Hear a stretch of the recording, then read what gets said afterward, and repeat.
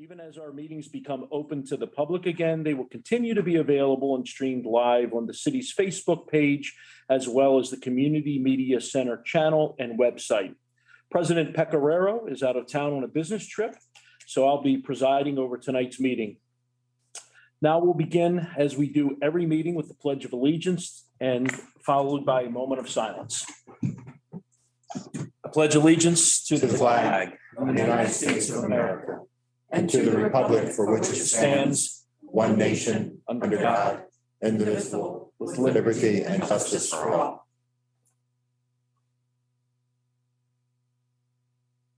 Thank you. Copies of tonight's agenda and the entire information packet that the council will be using are available online on the city's website. First, we'll consider the approval of the minutes. We have minutes from the meeting of the Westminster Mayor and Council meeting on August 9th, 2021, and the closed session of the same date. I'll make a motion to approve both the regular meeting and the closed session. I have a motion by Council Member Gilbert. And I'll second it. And I have a second by Council Member Dayhoff. All in favor, say aye. Aye. Aye. All opposed, say no. Seems like the ayes have it. The minutes are approved. Next, we have a presentation. But before we do any further business, I'd like to take a moment and welcome our new city administrator, Sarah Imholz. I'm sure during council comments and discussion, my colleagues will all probably have something brief to say. But I know I speak for all of them. We could not be more excited about you being on board. We had some spectacular candidates apply, and you rose to the top, and we just could not be more excited. And you've already, in 1 week, I think, impressed all of us with how that first week went. I've heard nothing but glowing positive remarks at this point, and I know that we're in for a lot of good stuff in the near and hopefully long-term future. Also, welcome to the community. I know that you moved in recently as well, so that's fantastic. So really excited to have you here. We're very fortunate. Thank you, sir. Absolutely. We have no public hearing this evening. I'm sorry. First, we'll have a presentation on how things are going at the Downtown Farmers Market by Ms. Brooke Haggerty, who manages that market.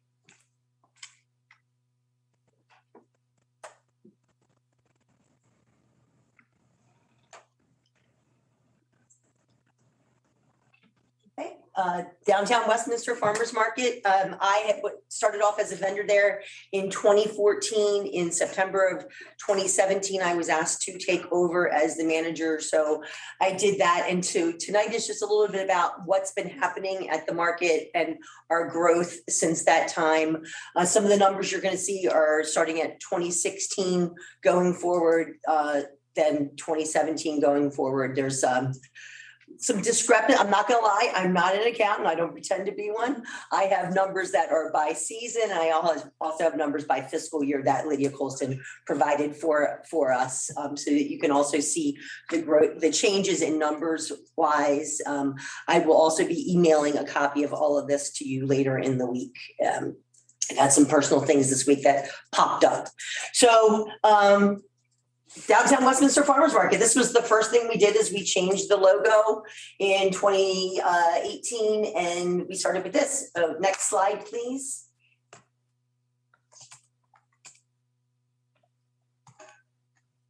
In 2016, we had 15 vendors, and in 2017, we dropped to 12 vendors. All the vendors at that time were full-time because there was no part-time option available. We were not managed by a vendor of the market, and everybody felt like we probably should be managed by a vendor because a vendor has a vested interest in the market. So when then council member Mona Becker came to me, and I was like, yep, I'm all in. And so we decided, let's make some changes. Let's get this happening. So we went from 12 vendors in 2017 to 24 vendors in 18, where we had 16 full-time and 8 part-time. 2019, we had 25 vendors, 18 full-time and 7 part-time. 2020, even with COVID, we're still increasing. We had 29 vendors, a lot of whom were new because we did lose about 7 vendors to COVID. They did not want to come back. Obviously, they were a little worried. So we had 17 full-time and 12 part-time in 2020. And this year we have 33 vendors, 20 full-time vendors and 13 part-time vendors. And those numbers are increasing even now.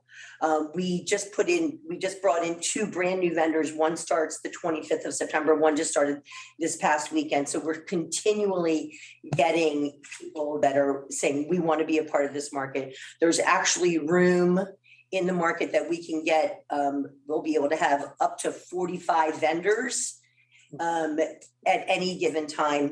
My thought process is if we have 35 to 40 full-time vendors and 10 to 15 part-time vendors, it will really increase a lot. That's happening. Next slide, please.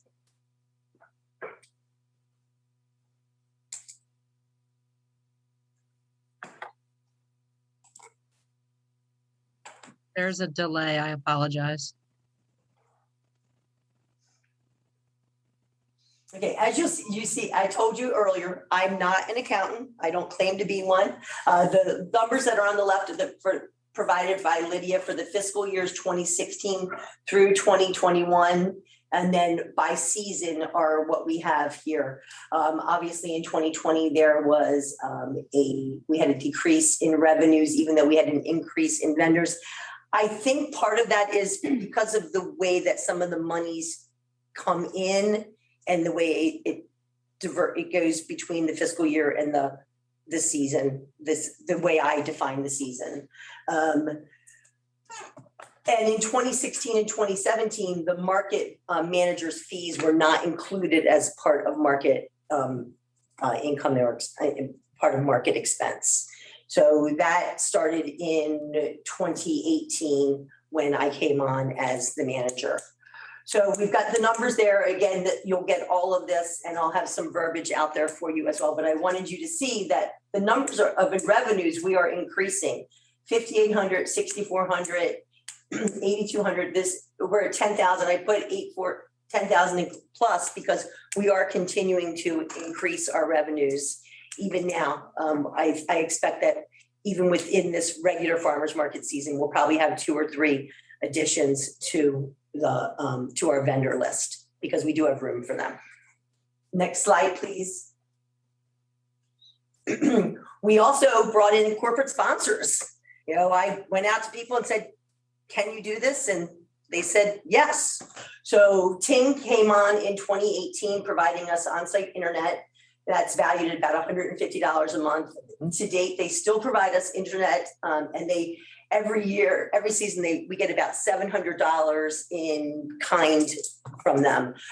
Tote bags in 19 and 20, and in this year they actually came to the market one day and were talking to people, and every time there was somebody who lived within their area, they gave them coupons to go spend with the vendors, and then they reimbursed the vendors. So that was fantastic. Gage Digital Media graciously stepped up. They actually volunteered their services in 2018 for our website. They maintain the website. We do not pay anything for it. They update it as we need it, and they're wonderful to deal with. And that's valued at least $2,400 to building of the website, plus whatever the monthly fees are, which they don't even tell me what they are because they told me I don't need to know them because they maintain it for us.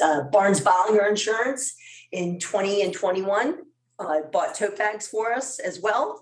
And Cone Creative last year, they donated a billboard. We had one month of free billboard. So I think that as we continue to grow the market, that we can reach out to more local businesses that are going to be willing to have their name attached to our logo and their logo because they're going to get a lot of exposure. We are seeing on average, our numbers are going up for visitors per week. Next slide, please. We did not begin taking counts of of guests coming in until 2020. We were not required to, but obviously COVID came. We had fencing around our market. I got a lot of volunteers. Our now mayor was graciously one of my first volunteers, and she spent every Saturday with me. Every Saturday last summer In at the market. 2020, along with a group of young people, and where we started counting our vendors. Started counting our guests rather. And I know that our numbers were increasing over previous years because I had vendors telling me that they were doing double and triple the sales that they had done in the past. Our farmers, it was just insane. People that had businesses on Main Street were having to call back to their brick and mortar saying, I need more product.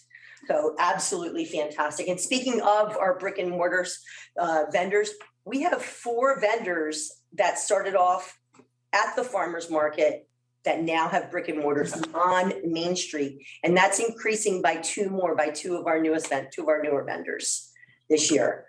So we're very excited about that. This is a tremendous growth possibility. As I said, we're seeing 700 to 1,000 people per day. We're seeing 25 to 35 4-legged people, some of whom are bearded dragons, not just dogs. So that's a lot of fun. The average spend for a person we're guesstimating is about $50 a person. That's $35,000 a day.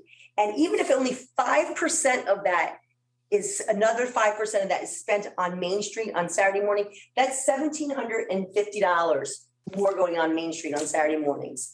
And over a 28-week market season, that's $49,000 a year that can be added to Main Street businesses based on a 28 weeks a year market. Next slide, please. So, because we're doing so well with our amazing 28-week market, we want to do a holiday market and a winter market. The holiday market will start Black Friday weekend. We'll run Friday, Saturday, Sunday. We'll be every Saturday, Sunday through December up to Christmas weekend. And we will be moving that over to the Stockstill building. So we have we'll be indoors out of the elements. Public Works and the street departments, who have always been so amazing to us, are going to help us get the building ready, and very, very excited about that. The winter market will start January 22nd and will run for 10 consecutive weeks to March 26th. Then we will give all of the vendors and manager a much needed break of 6 weeks before we go into our regular season market. The additional income from this is going to be about $6,000 once we fill all the spots. And I'm not going to lie, we're probably going to be on a waiting list for it. And I would not be surprised if we took it from not just indoor space, but some outdoor space as well. Big plans for the holiday market. Again, it's something that's brand new. So working hard to try and get a Christmas tree vendor, somebody to roast chestnuts. We've got somebody that's going to be coming in and selling wood. We're going to be also bringing in crafters. We are traditionally a food-centric market, but we want to open it up to crafters because it is the holiday season. So we'll do that for that market. Next slide, please. The past and future of our market. We are one of the county's oldest markets, and we had the longest continuous season. This is year 30 or 31. I'm not really good at math, so it's one of those 2 years. Our hope is to build on our amazing market with the holiday and the winter markets. As I said before, we've traditionally been producer only, and we now want to focus on being food centric in order to bring more products into our market that are food-based. We're going to hold true, though, to our small business principles by only working with small batch makers. And our goals for 2022 are 30 full-time vendors, 16 part-time vendors. That was on the low side. I thought about it when I was driving here today, and I was like, I think we can get more in there. I drove by the city parking lot where we are. I'm like, I think we can. So there's a lot of room for things to happen. We also want to do a junior market in 2022. Asking our young people, 15 and under, to have a booth there, and they would pay for it. They would stock it. We would help them get started in business so they see what it is to be an entrepreneur, to see what is, and obviously we're not going to have them there every single weekend, but we could, set it up that they could come twice a month or once a month and have a nice little area limited to like 5 or 6. But I think it could be an absolutely fantastic thing. We already have one of our vendors now. Her daughter does lemonade for us once a month and to rave reviews. So we want to continue letting our young people see what's happening. And speaking of our young people, we also have our volunteers, and they're getting service hours, and people are begging to be a volunteer at the farmers market. So we take adults too, just to let you know. Next slide, please. My wish list for the farmers market is I would love a market only shed. I already know where it can go over there. I've priced them out anywhere between $1,200 and $1,800. I would love to have our own tables, our own chairs. Nothing against what's in the van now that we use, but I would just really like to have something that's dedicated to just us. A little softer chair, a little nicer table. A personalized tent for when we're greeting people that has our logo on it, nice and bright. Two newer tents for our food and our musicians, some miscellaneous items, and down the line, I would love a covered pavilion. I mean, who wouldn't love that? If you don't ask the question, the answer is always no. So I'm dreaming big on this one, and we're gonna be doing a lot of things to try and make that happen. Next slide, please. Okay, so in closing, I can't read all of this, but recently I've had meetings with Mayor Mona Becker and Mark Depo, and they are very excited about the direction that we are going in with the farmers market. There are many funding sources that we can tap into for the different things that we're looking for. And I'm looking forward to getting into all of that. I've not done that in the past. This is a part-time position for me. It could be, I shouldn't even say it's a part-time position. It's a part of my day. It could be in season. I'm working about 10 to 15 hours a week on the farmers market. That could happen on an annual basis. And I think with expanding the market to 42 weeks a year, that's going to happen. The market is a valuable asset to downtown Westminster. There's no doubt about it in my mind. We see the looks on people's faces when they walk into the market. I've seen every council member here at the market. It's a great place to be. It's a fabulous family atmosphere. We have food, we have music, we have entertainment. We just really want to continue to grow the market and have it be an even bigger part of downtown Westminster than it already is. And I think with an amazing council, administration, and mayor, that can happen. And let's make our market the best market out there. It's a great report. Does anyone have any questions for Ms. Hagerty? I don't have a question, but if I could just make a comment and I'll keep it brief. I think the really sort of telling thing is, the market vendors have doubled over the last 5 years since Brooke has taken charge of the market. And I mean, during COVID, she's true. It's true. I was there every Saturday last summer for the entire market because that was my socialization for the week because I was not allowed out of the house some other times. But it's become such an important part of Westminster. And there's no secret that I'm a huge advocate for this as well. It's a producers only market. And I often will send people to Main Street and just watching the individuals that have come through the market has just been really incredible. I'm really excited about the holiday market. This isn't a topic of discussion for tonight, but I would like to, I'll be talking to the council over the next weeks or so about what we can do next year budget-wise to help out the market and to make sure it remains an important part. I remember when it was like 3 stands. And it was, and now it's a part of 800 people to 1,000 people Saturday morning. We had 2 women that were at the market this past Saturday, and I'll just be really quick about this. They came from Mount Airy, and they literally said to me, they're like, wow, we haven't been here in a few years, and we're glad we came back. It's vibrant, it's diversified, and they said, you have everything here. So. You want Wonderful. Mr. President. Yeah, Brooke, you have done an amazing job with the farmer's market. I'm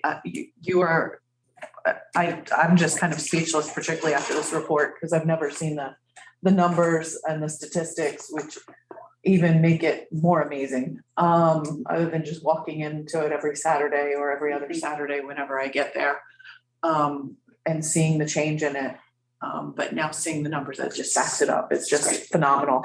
And honestly, dreaming big to the permanent structure, honestly, if you'd ask me today, I'd say, let's build a permanent structure and find some funding for it. And I can just see the logo on there. It's the parking lot. I mean, come on, it's gotta happen. So, you don't have to sell me on that one, because I am definitely a believer. I think a farmer's market can be a very, very much a poignant part of a city, and it brings people in. You talk to the vendors, you know them by first name. It's that hometown feel that makes it your home. And I just think that's a huge part of what the farmer's market brings. I'm excited to work with Mr. Depo, because he was like, we were not aware that we were really together. And then we're like, okay, he's like, you're a line item for me. And I was like, okay, well, that means you're my boss. Let's make this happen. And he gave me great ideas he told me to talk to Abby Gruber about searching out grants, and I'm very excited. So I think there's so many things that can happen. And I guess that was and I totally forgot my question, because I did have a question at the beginning. I'm assuming part-time vendor meant that they only come once a month. Once a month or twice a month. Next year, we're going to make the options only twice a month or full-time. And then, because it becomes a game of Tetris on Saturday mornings. It's a lot of fun, but I don't always want to play Tetris on Saturday morning at 6:30. And do vendors kind of pay based on how often they're there? The vendor fees are based on the number of weeks. So if you're a full-time vendor, you pay a little bit less per week. I'll also include the application from 2021 so that you all see that, and what we've sent out for the holiday market and the winter market. There's I think the best way for us to go is twice a month or every weekend. So. Mr. President, Yeah, go ahead. I just wanted to make one comment, two comments. I love the market. I go there pretty much every week, and I do tend to go on Main Street afterwards and normally make some stuff afterwards.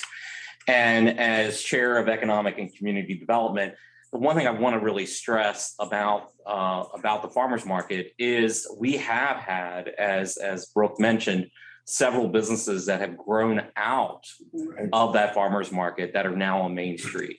And I remember one in particular having a lot of conversations with them about when they were going to look for their location and leasing and all of that. So I think that, whatever we may, decide in the future to invest in the farmers market, it's probably well worth it from an economic and community development standpoint, because it really has developed some businesses that have been established on Main Street now. So I think that's a critical piece that we always need to kind of keep in mind, is what it's doing otherwise that's benefiting Main Street. So that's my comment. Mr. Dayhuff, I'm assuming you have something?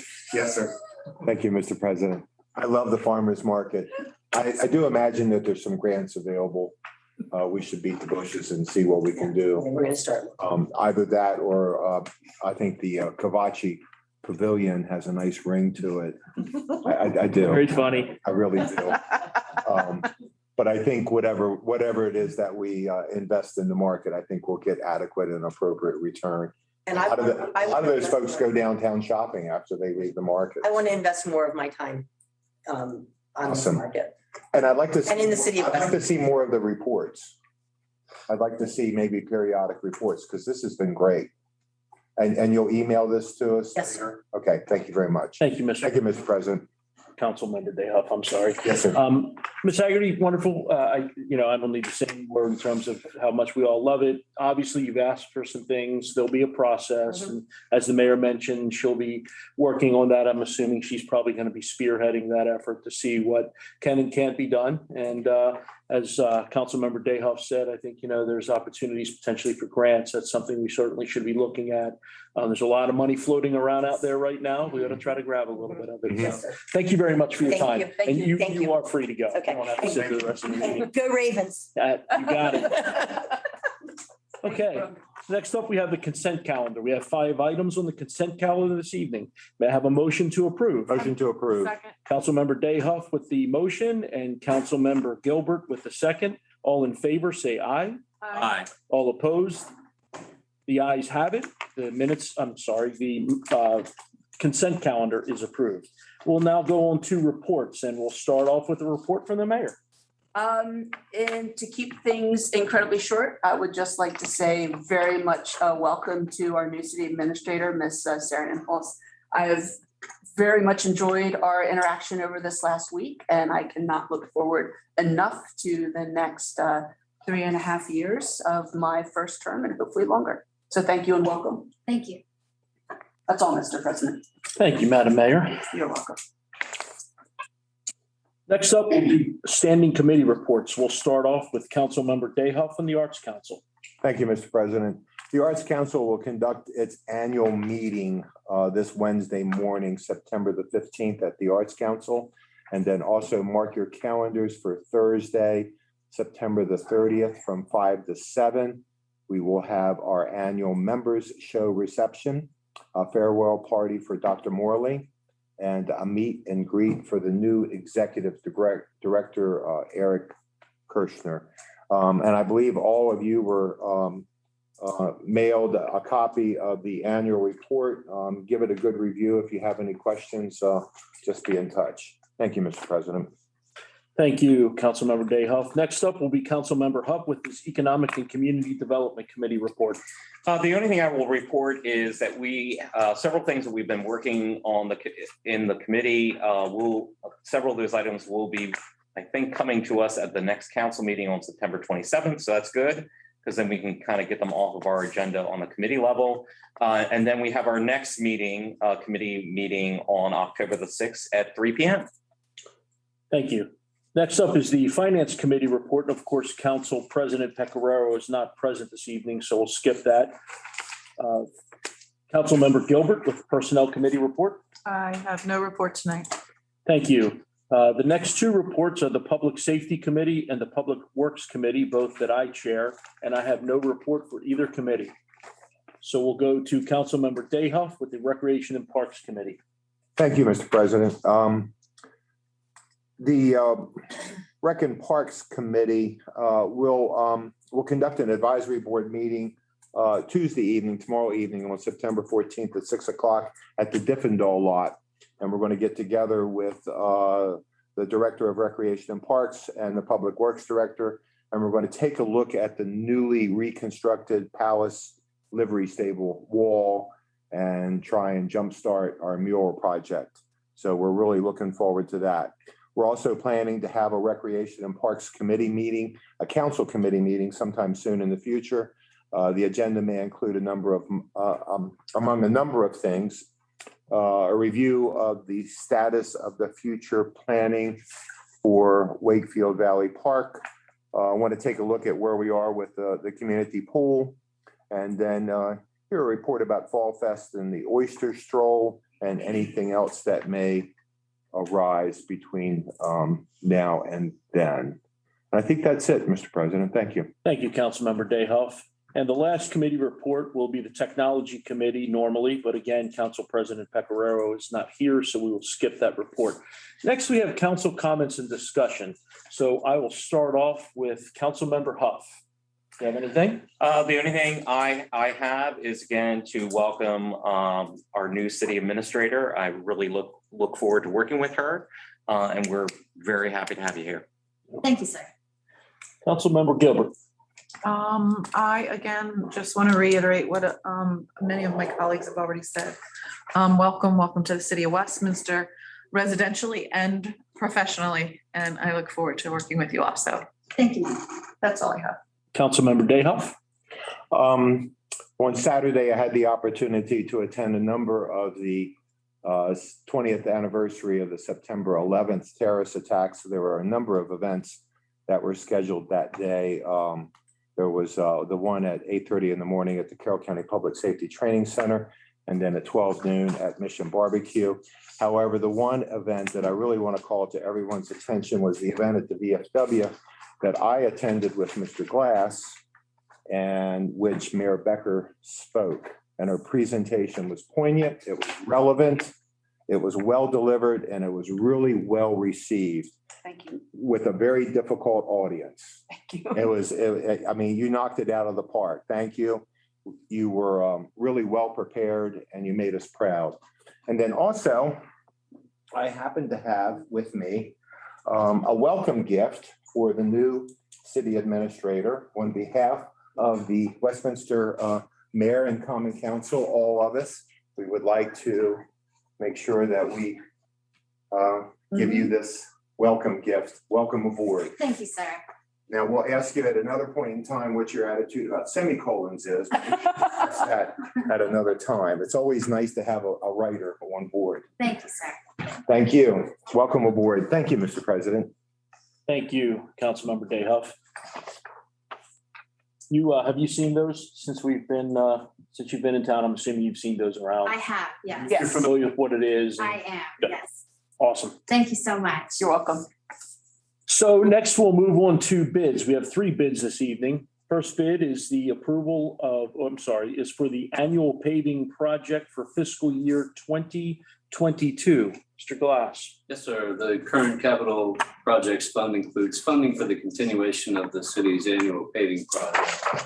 It was advertised on July 1 on the E-Brown Marketplace with the pre-bid meeting and bid dates of July 20 and August 13 respectively. All work will need to be completed within this fiscal year, but it must end before June 30 of 2022 to meet the fiscal year deadline. We received 2 bids, with the lowest being from CJ Miller. And they are summarized below, but I'll read them off to you. CJ Miller's bid was $1,341,948. The second bid was higher from ECM Corporation at $1,698,700. The city staff has reviewed and evaluated these references, and proposal from CJ Miller in the amount of $1,341,948 and finds it acceptable with regard to the city's needs. Our funding for this project is $1,028,760. So at this point, we would recommend that the mayor and council accept the bid of CJ Miller of Hampstead, Maryland, to the full budgeted amount not to exceed $1,028,760 for the milling and grinding and all work necessary to complete this repaving project as further described in the attached bid documents. Please answer any questions if you have any.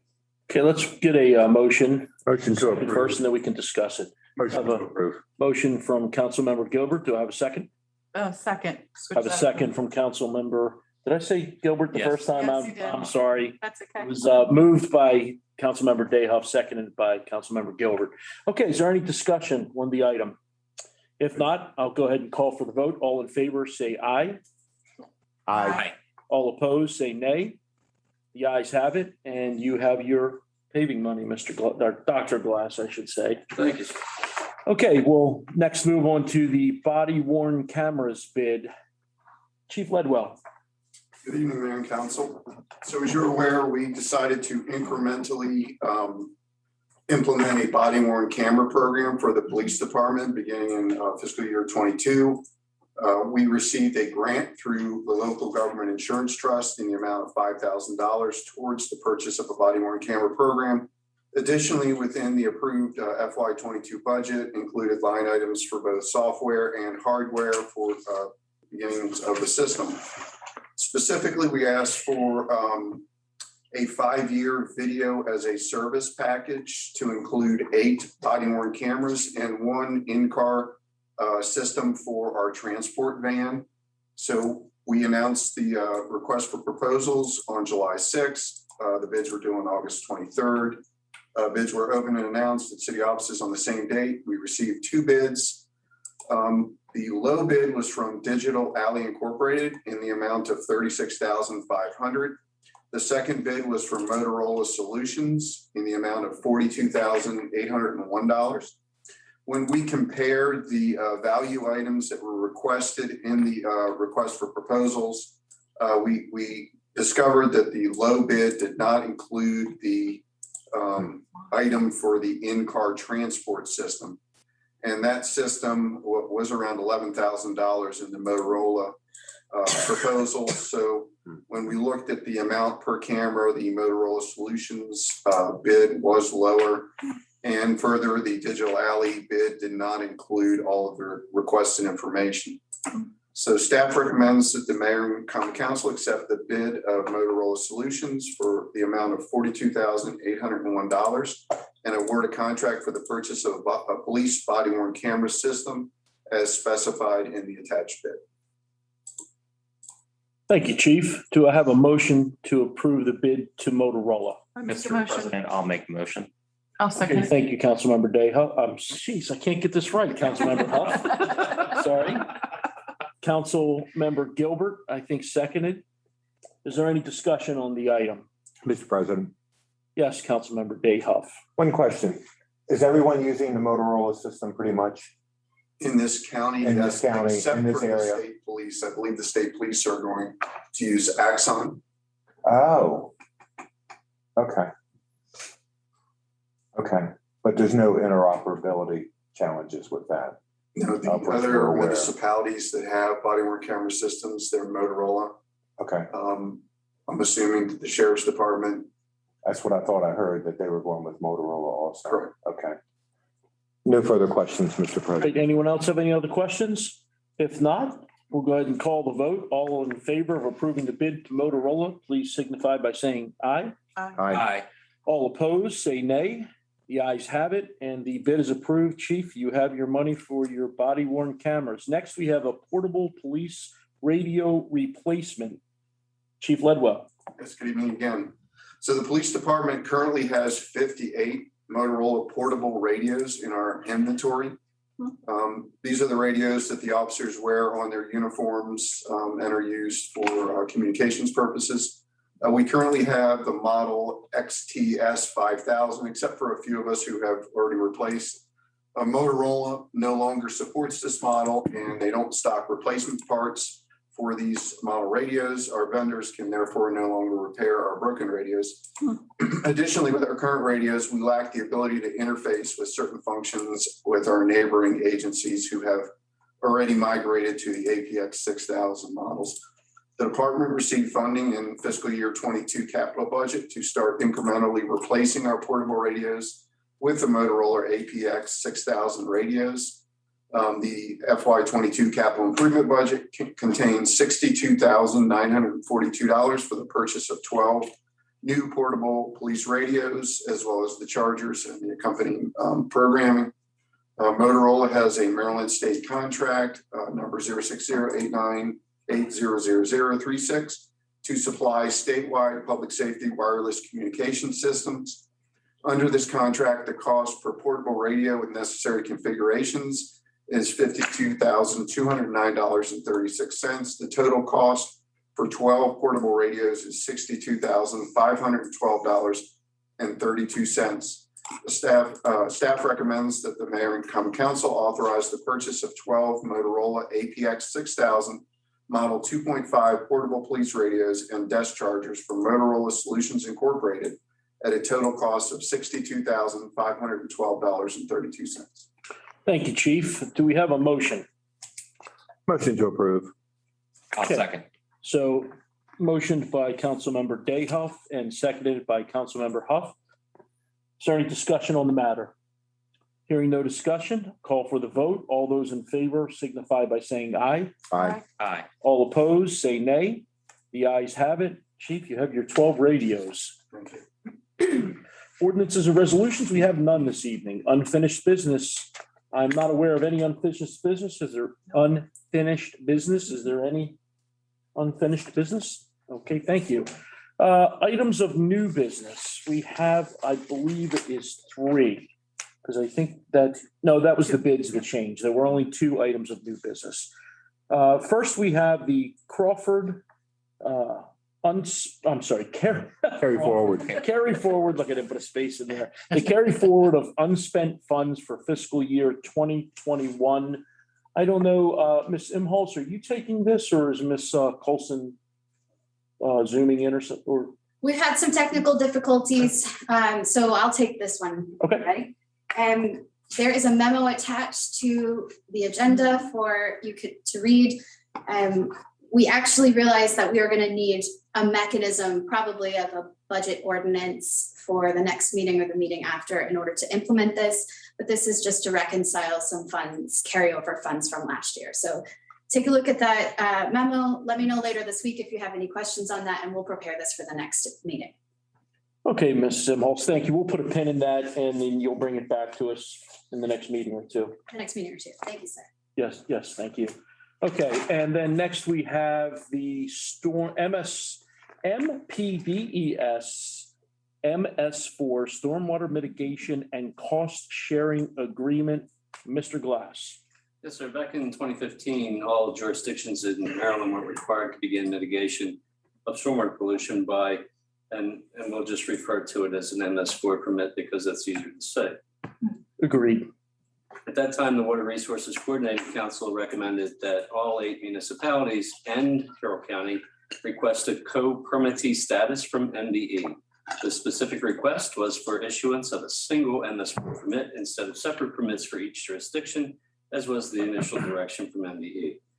The concept was agreed to, and the issuance of the single MS4 permit with a proportional cost share from each municipality was deducted from the town-county agreement. Since that time, considerable stormwater upgrades and mitigation of impervious surfaces as required, new installations have occurred across the county, meeting the needs of all co-permittees in a very cost-efficient manner.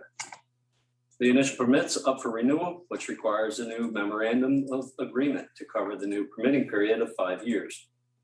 The draft MOA has been vetted by each jurisdiction and is ready for approval and signatures at the next mayor's meeting, which I believe is It's this Thursday. this Thursday.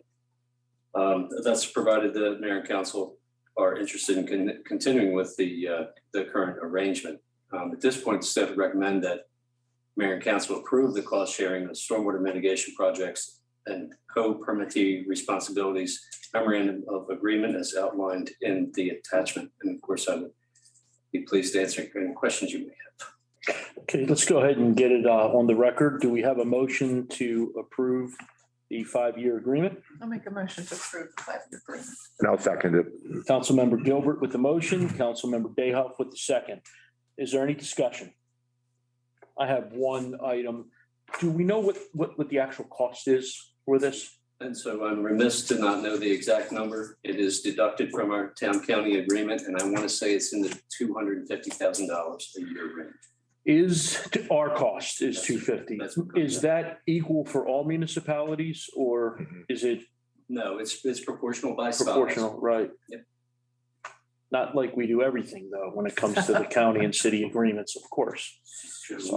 We have a seat on the water coordinating council as well, Water Resources Council. So that's kind of why it goes this way. Yeah, okay, we'll go ahead and call the question. All those in favor of approving the 5-year agreement signify by saying aye. Aye. Aye. All opposed, say nay. The ayes have it, and we'll go ahead and I guess authorize the mayor to sign that agreement Thursday evening to the tune of $250K a year. Wonderful. Okay. Yeah, thank you, Mr. Glass. Okay, then we'll move on now to departmental reports. Ms. Imholz, you run this part of the meeting. Thank you, sir. Mayor and Council, I want to thank you so much for the warm welcome that you've given me. I had the opportunity to visit all of the facilities under Public Works last week. So that includes water, sewer, utilities, and street departments. While I was visiting, I went during shift changes, so I had a chance to meet more employees or at least introduce myself. I asked as many people as I could, what's on your wish list? What would you have me fix? What would you have me do? And I expected, wrongly so, to hear things about job satisfaction, payroll, more time off. I didn't hear any of that. I was humbled with the responses that I received. They were all solutions oriented. They identified a problem, they identified a solution, some of which are not high priorities for us, but they, depending on what your job is, it's important to you, right? So I was incredibly impressed with the Public Works Department. I've been incredibly impressed with Westminster, and I'm really glad to be on that team. Now we have a few employees, department heads rather, who are on vacation or out in training. So I'm going to give their report for you. I'm going to start off with planning, which is the longest. The Board of Zoning Appeals meeting was canceled. There are no agenda items for September. The Historic District Commission, September 1st meeting, they had one item to continue a historic tax credit request for 12 North Church Street to its October 6th meeting because the applicant didn't show up. The Tree Commission meeting on September 8th, they had one item, and the Tree Commission recommended approval of the 2021 City of Westminster Comprehensive Tree Plan. Now, this plan needs to be scheduled for a future mayor and council meeting to adopt the plan. And the department head is recommending that you may want to consider, because this is adopted yearly, you may want to consider putting that on the consent agenda. The Planning and Zoning Commission met on September 9th. They had one item and they conditionally approved the East Middle School site plan. If any of you have questions about that, you send me an email and we can get you some answers. And there are two tentative items for the next mayor and council meeting on the 27th. The first is a text amendment introduction for a new satellite automobile storage lot use and to eliminate the requirement for the Planning and Zoning Commission to review and provide recommendations for the Board of Zoning Appeals for special exception cases. Of course, there's letters in there, BZA and all these other things, but I'm reading them out loud. And the water and sewer allocation policy amendment to allow the transfer of water for public use sites only, an amendment of the water and sewer master distribution chart to reallocate water from the commercial industrial category to the public use category for the new state attorney's office building project. That concludes the report for planning. Does anyone have any questions about that for planning? The IT report, there is no report. The finance report, there's no report, but for the HR department, they wanted to let you know that the head count for the COVID-19 incentive is up to 79 employees, and we're still working to get as many employees vaccinated as possible. Those are the reports that I have, so let's move on to recreation. Before we do, Yes, I do have one quick question back to planning. They are recommending that we change the need for the Planning and Zoning Commission to approve a BZA. What was that one line? Hold on. I happen to be very familiar with I this. know. Okay. I'm asking her. so- Okay. There's a recommendation for a text amendment introduction. Did you want me to read that for you again? Yeah, if you would, please. A text amendment introduction for a new satellite automobile storage. No, I'm sorry. It was the what was before that? I apologize. I don't have this It's for the state's attorney. now. Okay. I thought you said they were going to change the procedure that they go through. There was a procedural change in general, not for a specific item. So, Councilmember Dayhoff, you know what I'm talking about? Yeah. I'm sorry, Huff? Yeah. Yeah. So what that is that the BZA recently has a new attorney, Karen Ruff, who diligently read through the code and discovered that when a case comes before the BZA, technically they're supposed to send it to Planning Commission for us to comment on it. That's what I'm talking about. And the Planning Commission their feelings were, why are we commenting on it? This is a BZA matter. And so we're Okay. fixing the technicality that's because Ms. Rupp is indeed correct.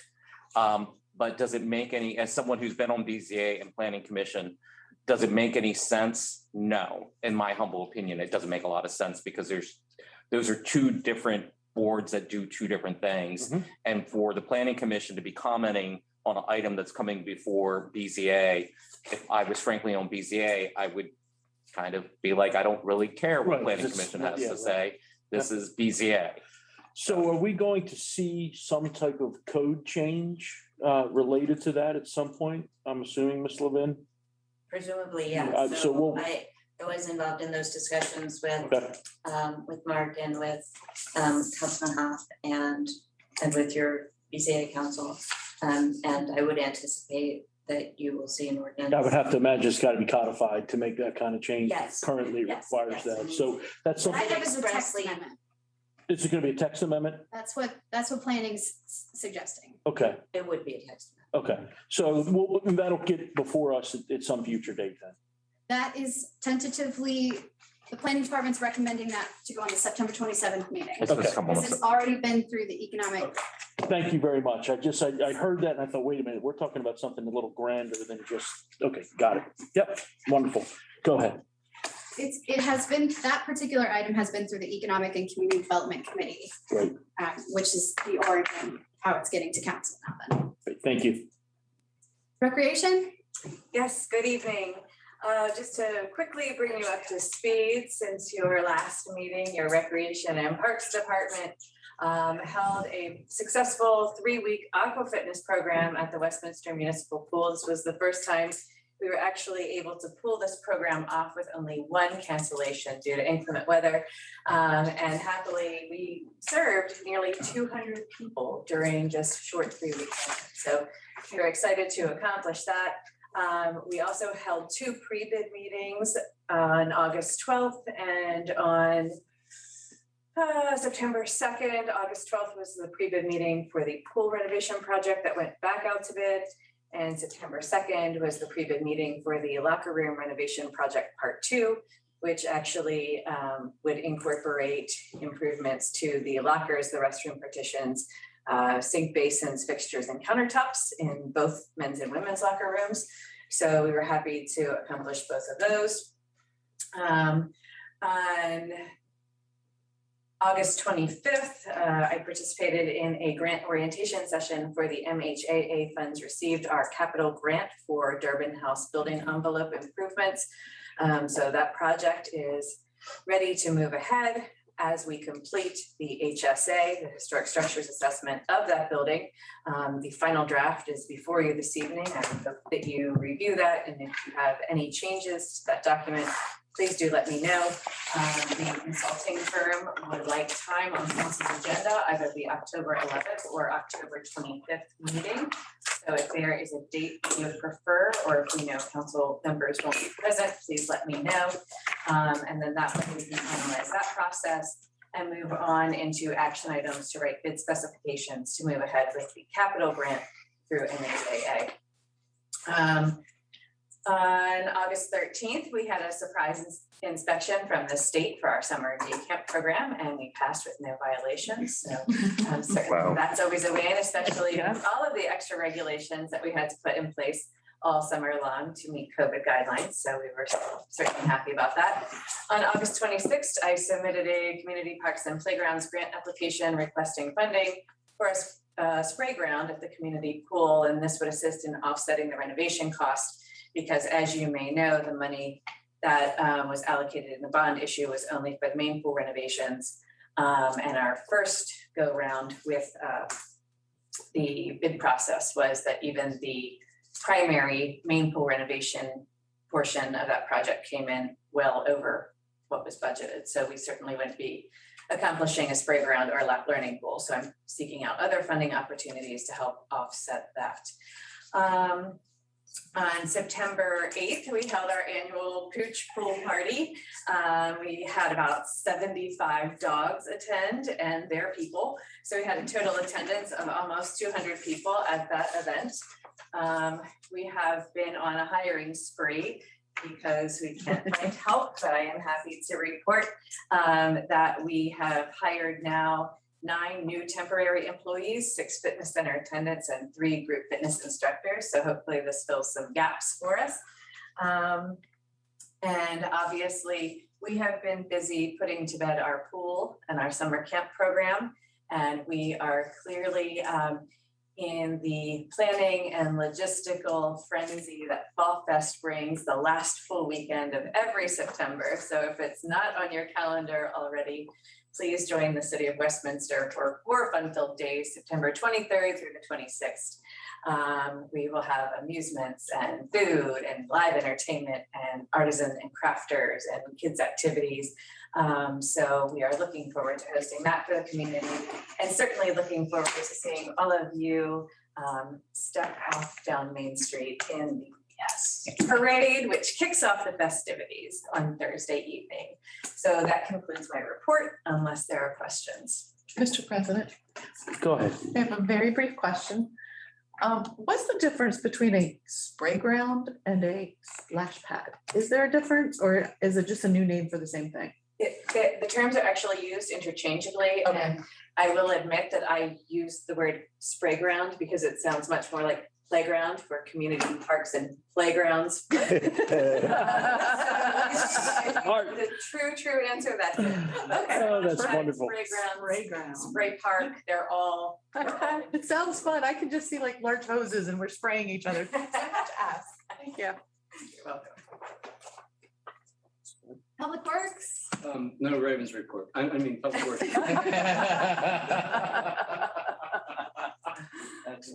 Mr. President, I know it's usually up to Mr. Glass, but I wanted to publicly, since Mr. Glass didn't say anything, I wanted to congratulate him on the partnership with the county, of which the county, I guess, received the project award. Oh, yeah. So I wanted to say congratulations to Mr. Glass and our department, because they partnered with the county for, let's see if I get the name of this award right, because I probably don't. But it was from the CEAM, and okay, I'm gonna have to click to get all this, which was the County Engineering Association of Maryland, and they won the Project of the Year Award for 2021. So I think that's pretty amazing. And that was from the project behind, thank you, the Langdon property. Great. So I just wanted to highlight that. Very good. Thank you. Thank you. Thank you very much. We'll move on to housing. No report this time. No report. Okay. Chief, you want to finish this up? Sure. Excuse me. The police department is currently collaborating with McDaniel College to engage more in the student events. This past weekend, McDaniel held a student social event, which we participated in, engaged with students, and had a recruitment booth present. One of our new police officers, Andrew Ardaz, graduated from the police academy, is currently in field training and patrol. Our police headquarters generator capital improvement project went out to bid. With Public Works assistance, we held a site visit for prospective bidders last Tuesday.